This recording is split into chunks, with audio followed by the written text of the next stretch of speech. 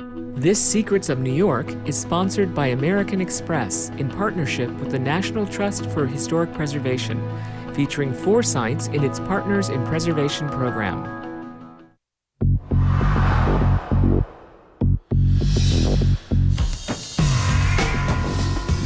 We are a city that moved by boat, by horse, then by train. But it took a while to reach the skies. When the golden age of aviation dawned, it happened here in New York, at an airfield in Brooklyn. Floyd Bennett Field was really the center of the aviation world. It was streamlined. It was futuristic. There was a utopian aspect to getting up in the sky, and we take it all for granted now. It's so simple. Not in the 30s, it wasn't. On the southern shore of Staten Island lay another travel route. It was in a community African Americans built for themselves as a pathway to freedom. Escaping slavery could mean life or death. There were certain routes that those who were seeking their freedom could travel, and it was very, very dangerous. Can we find an old ferry boat that might have carried freedom seekers in the waters off of Staten Island? We're definitely sitting in the location of where the Blazing Star ferry landing would have been. There are hidden gems of a great jazz man's life in Queens. There are shipwrecks off an island in the Bronx. Come with me as we travel through the secrets of New York.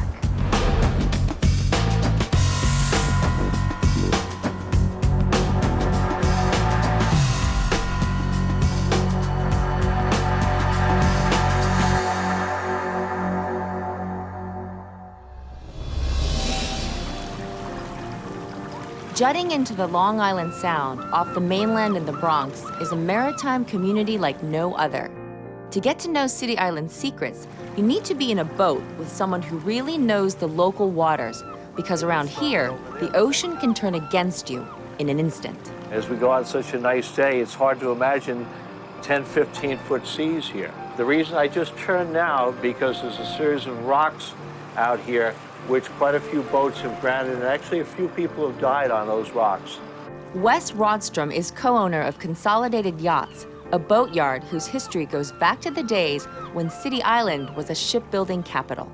Sadly, it's changed, yet there's still some yards that, just like mine, are still doing what they've done for decades. It was entirely boatyards and shipyards at that time. Very different from what we're seeing today.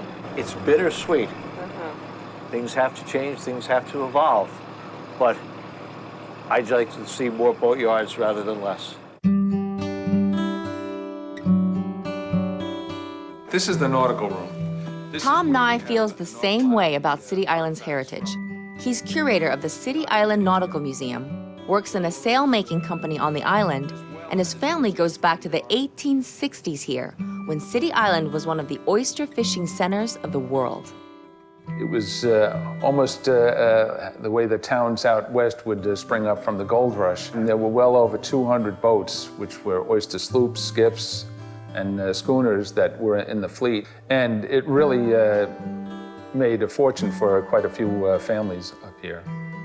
There are photos and artifacts, including pieces of some of the greatest yachts ever built.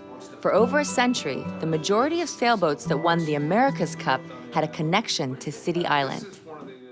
The City Island Nautical Museum is an example of local historical societies of the sort that exist across the country. And, you know, people are volunteering in these places and giving their time and effort and love to these places.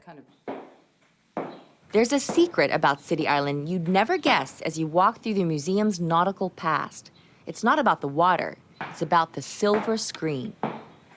Along with boat building, City Island has always been a perfect location to shoot movies, which began in 1912. A judge named Henry Carey, who owned property here, had a son who became one of silent film's first real superstars. Harry Carey was a kid who loved to ride his father's horses on weekends in Pelham Bay Park, where he caught the attention of movie directors who were trying to make westerns. And they hired Harry to be a western rider for them, and he ended up becoming really the first western star.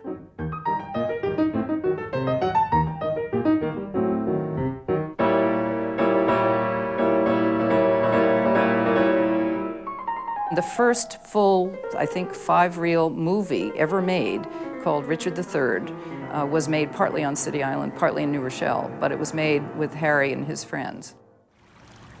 Scores of movies and television shows have been filmed here, but on an island only half a mile wide, the darkest secrets always return to the swift currents just offshore. Hundreds of ships met their end in these waters, including the city's greatest disaster before the attacks of 9/11. In 1904, a steamship called the General Slocum caught fire and went down. The lifeboats could not be removed from where they were on the boat. They had been painted into place. The life preservers just completely disintegrated.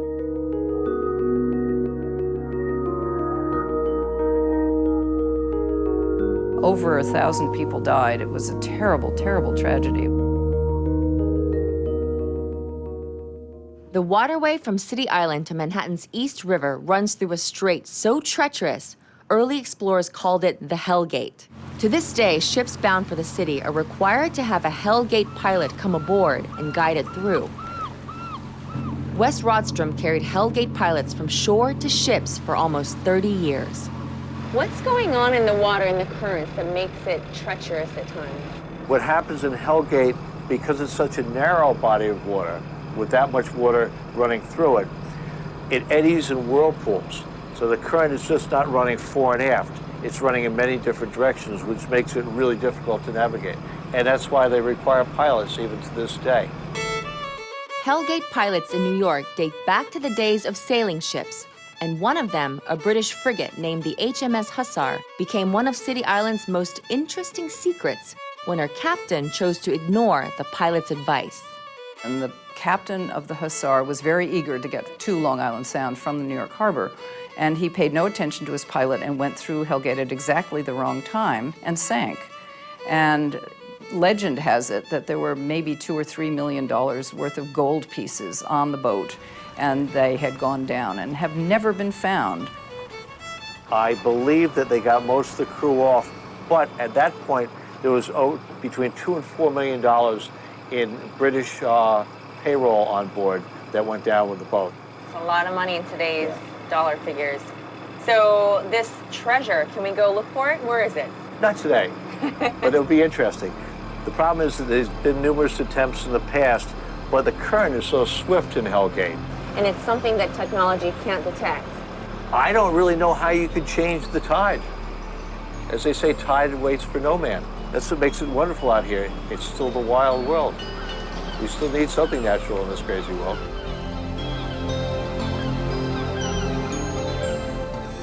City Island's connection to the water will always make it unique to New York's history. But it's not the only place where boats and oysters gave us a way to succeed. An important African-American community grew up around the oyster trade on the shores of Staten Island. It was called Sandy Ground.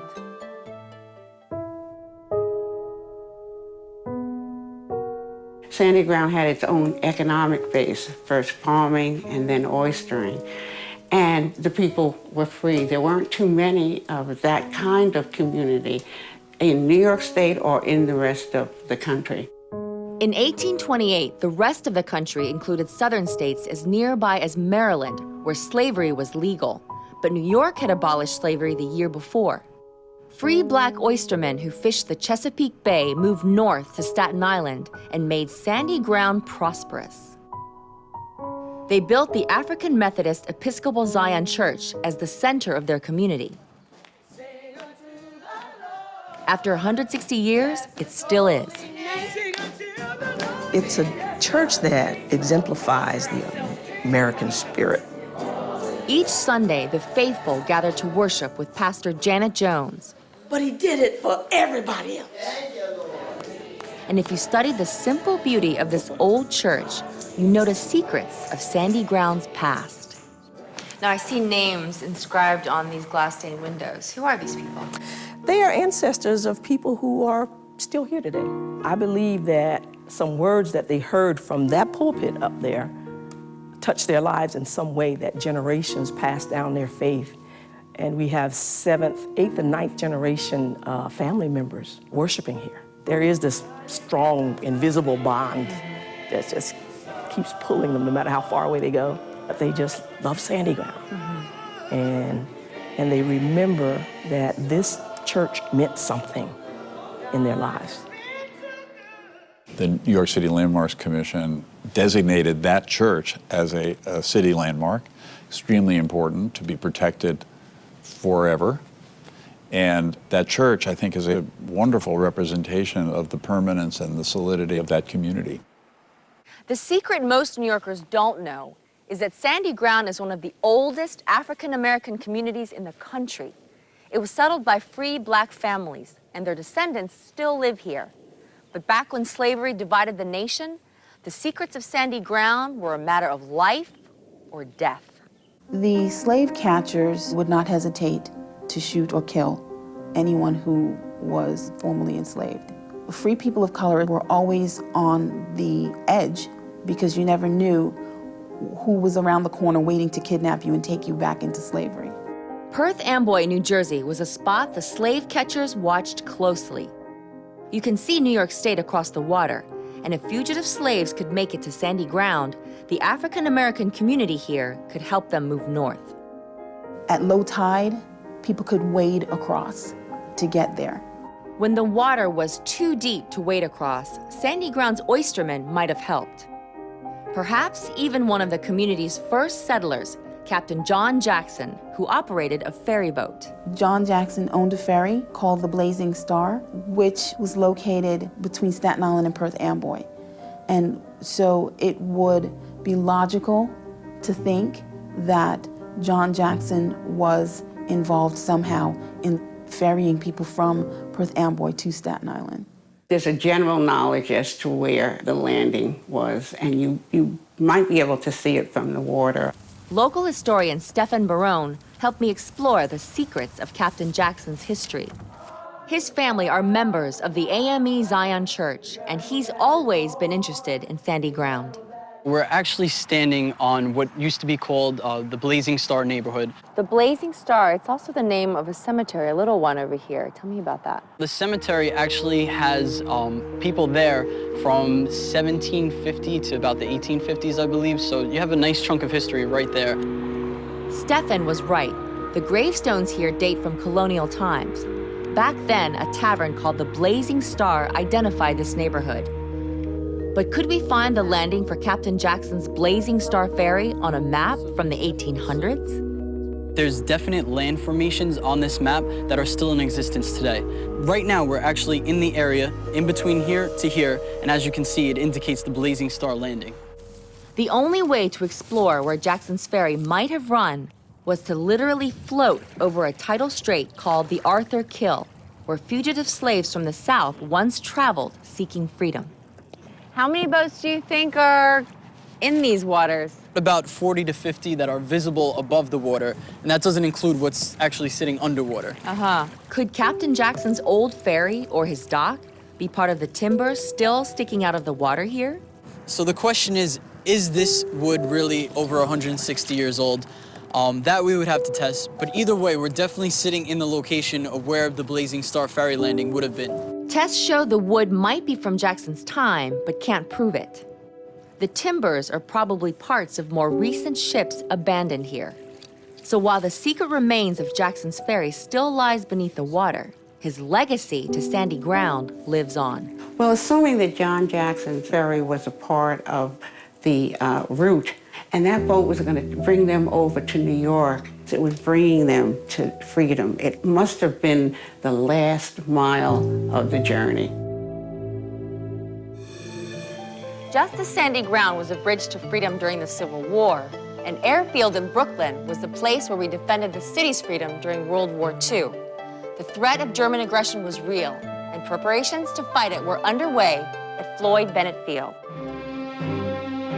It was absolutely vital throughout World War II, but I think that most New Yorkers don't realize how important it was as a defense installation.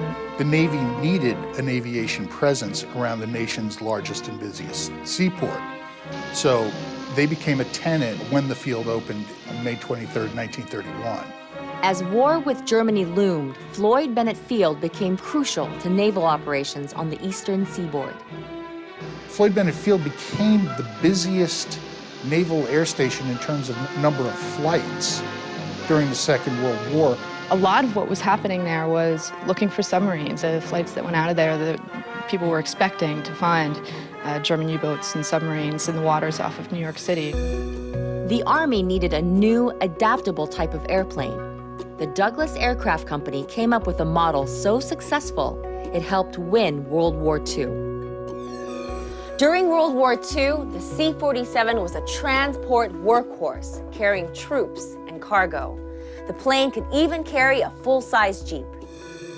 Still housed here in the hangar at Floyd Bennett Field is one C-47 that has its own story to tell. This is really one of the first modern cockpits. It has all the different gauges and measurements that you would find on a modern airliner. It's just that it's a little smaller than a jet cockpit today. When I look around me, everything just seems so thin. Yeah, there isn't a whole lot between you and the outside world when you're in this plane. Really just a thin piece of glass, some aluminum paneling. And the sound must have been almost deafening. It was deafening, literally.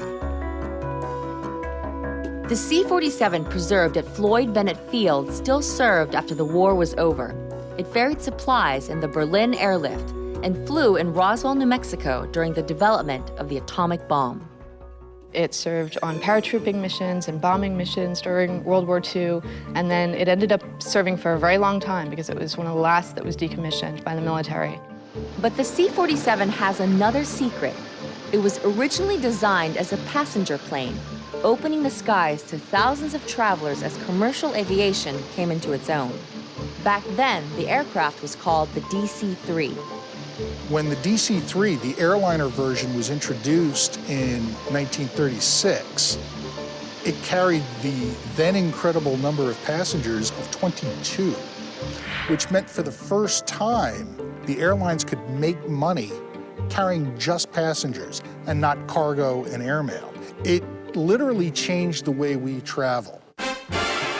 As air travel became a real alternative for New Yorkers, Floyd Bennett Field was unrivaled.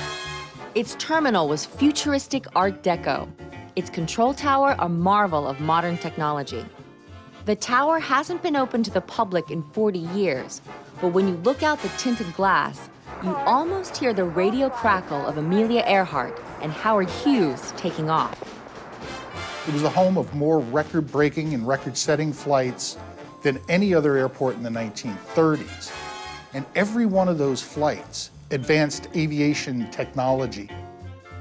Wiley Post used Floyd Bennett twice for round-the-world flights. Douglas Wrong Way Corrigan used the field for his most famous flight. A Wrong Way Corrigan flew into Floyd Bennett Field, and he thought he was going to California and ended up in Ireland. I think that might have had something to do with his name, but anyway, he claims it was an honest mistake. A lot of those record-breaking flights were made by DC-3s. Prior to the DC-3, an airliner would have a top speed of maybe 150 miles per hour. The DC-3 had a top speed of 220 miles per hour, which meant it cruised at 180. It's almost the first airplane that you could fly and get flight insurance on. It was that reliable.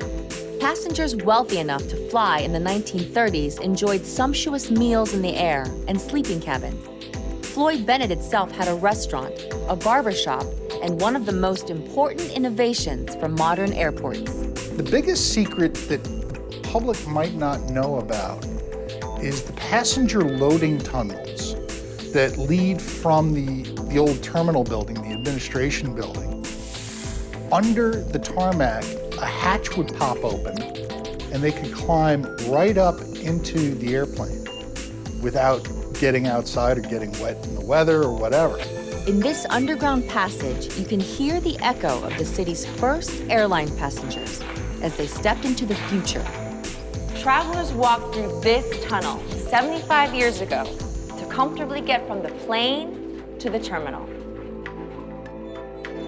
The original tile work on the walls is a monument to the dawn of commercial aviation. The tunnel, along with other secrets like the control tower, are just beginning to be uncovered at an airfield that launched New Yorkers into air travel, and kept the city safe from enemy attack. As servicemen passed through Floyd Bennett Field after the war, America's jazz filled the radio waves. There's a home in Corona, Queens, where a musical legend left clues to a life none of us knew, the Louis Armstrong House.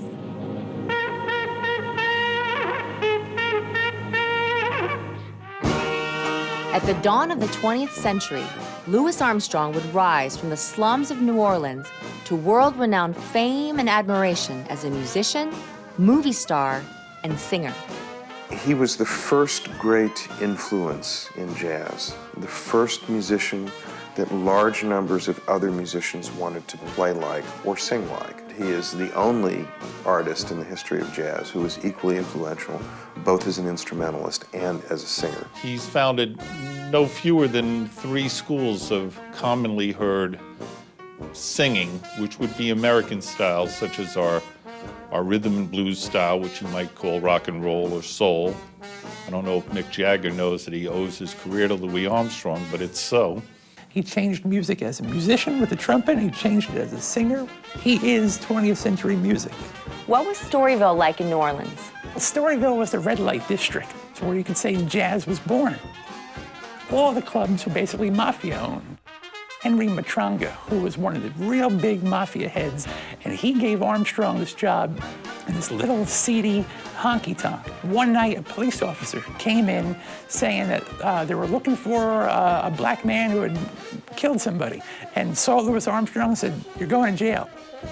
But Henry Matranga called the prison, and Armstrong was released, no questions asked. What kind of influence has the mob had on jazz? Gangsters were running the scene. They were booking the gigs, and all the black jazz musicians knew it.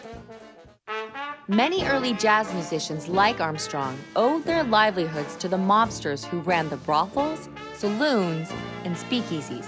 It meant good money, but Armstrong kept trying to steer clear of the mob. The secrets of Armstrong's encounters with the mob are preserved here at a simple home in Queens. It's where the great jazz man created a record of his life. The house is a New York City landmark where decades of Armstrong's life were recorded on tape. He had a custom-built rack for 2 or 3 tape recorders that he traveled with. It was generally known that he taped private conversations. He would, set the tape recorder in the corner at a dinner party and let her rip, or run in his dressing room, or make tapes for his own amusement. They say, well, what you think about the Beatles? I say, they're great. Now, we got to be not too partial to one kind of music. You got to appreciate all kind of music. He started making these tapes in 1950, and we're just catching on to it now.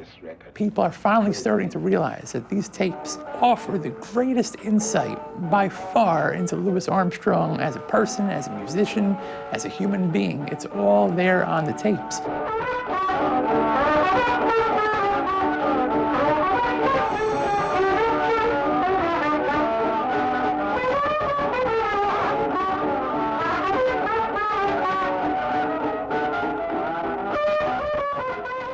These are the Tandberg recorders, state-of-the-art when Louis purchased them. While the existence of the tapes were known to Armstrong's friends, no one would know the secrets they contained until decades later.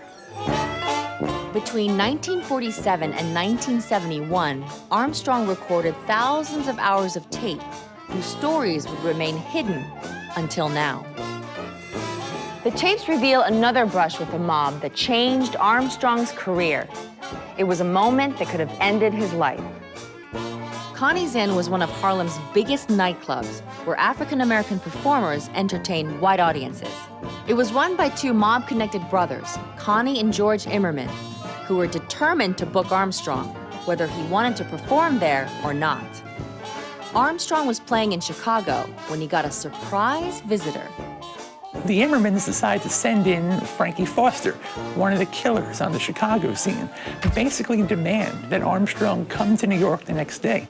He wanted me to go play at Connie's Inn. So he sent this gangster, which is the toughest man in Chicago at that time, Frankie Foster. He said, well, you're going to New York tomorrow. I said, well, I didn't know nothing about that. To play here 4 weeks. He said, wait a minute, you going to New York tomorrow? Frankie Foster, who was one of the real big-time hoods in Chicago. The man was a killer. I said, excuse me, man, I'm going back on stand. He said, wait a minute, you going to New York tomorrow? That's when you pull that 45. Big 45. I said, well, maybe I am going to New York. Armstrong had a choice, either go to New York or risk a bullet from a hitman. Once the Chicago engagement ended, they did not go to New York. They took off on a tour of the South. They eventually went to Europe. They avoided New York for years. When Armstrong returned to the States, he made peace with the mob by hiring Joe Glazer, an agent with underworld connections. Glazer booked his stage and recording gigs. It was another chapter on the road to superstardom. Another episode the great performer would add to his audio biography. That's my story, folks. I guess I'm stuck with it. There are details of Armstrong's life still emerging. Hundreds of hidden gems in this city still waiting to be discovered. Everywhere you turn in this great metropolis, there are secrets to be found. All you have to do is look for them.